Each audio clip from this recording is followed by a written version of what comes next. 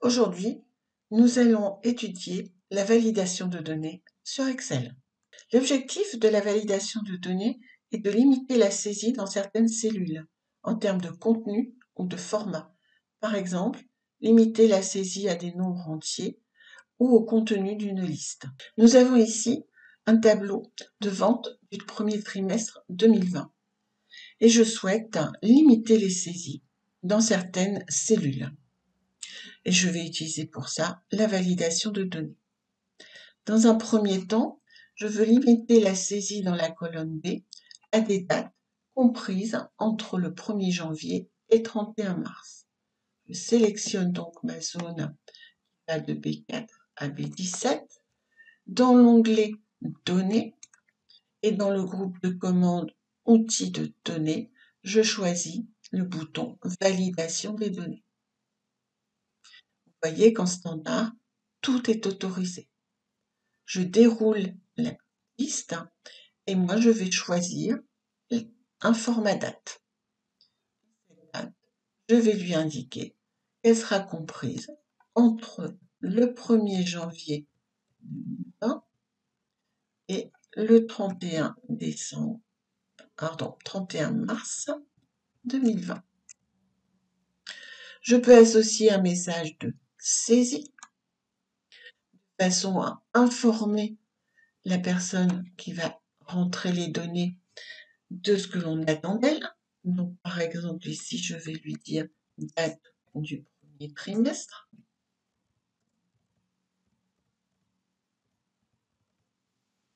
Et je peux aussi associer une alerte avec différents styles, stop, avertissement ou information.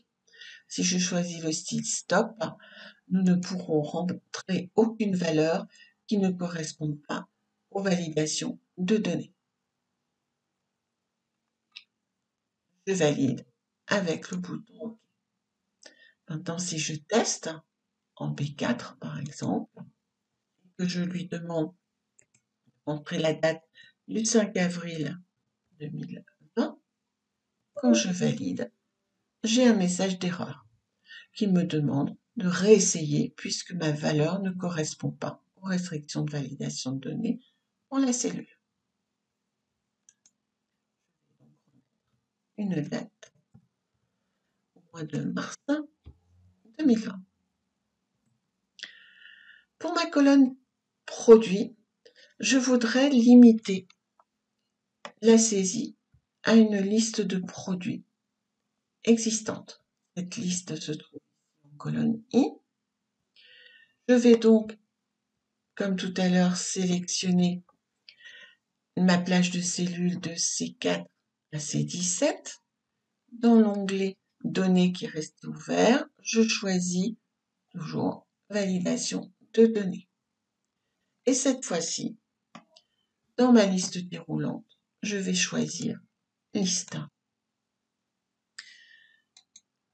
Et dans la rubrique je désigne ma liste qui va de I4 à I9. Ici, je peux indiquer un message de saisie.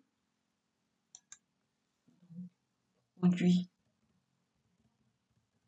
de la liste. Et en alerte d'erreur, je vais choisir ici l'avertissement. Je valide. OK. J'ai maintenant devant chacune des cellules le petit symbole de la liste déroulante. Si j'appuie dessus, j'ai accès aux produits proposés. Si jamais je voulais noter, par exemple, stylo, qui n'est pas dans la liste, si je le fais, cette fois-ci, on me propose quand même de continuer, tout simplement parce que j'avais un message, une alerte de type avertissement et non pas stop. Et là, je vais lui indiquer que je veux bien continuer. Dans ma colonne quantité, je souhaite n'avoir que des nombres entiers. Je sélectionne donc de D4 à D17, je retourne dans les validations de données. Dans mon onglet Options, je choisis ici Nombre entier.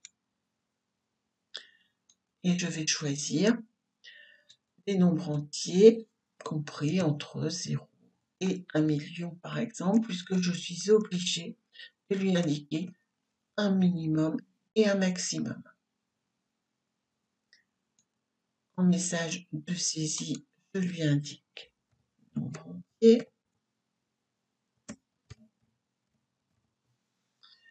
En alerte d'erreur ici, je laisse sur stop avec de nouveau nombre entier. Je valide.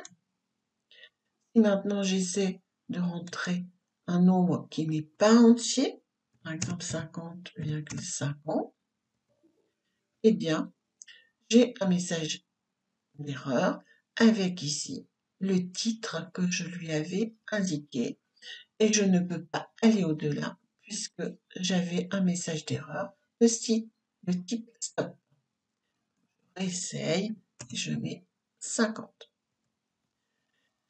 Voilà donc les principales validations de données qui vous permettent de contrôler la saisie dans vos tableaux. Je vous remercie de votre attention et vous dis à bientôt pour un prochain micro-learning.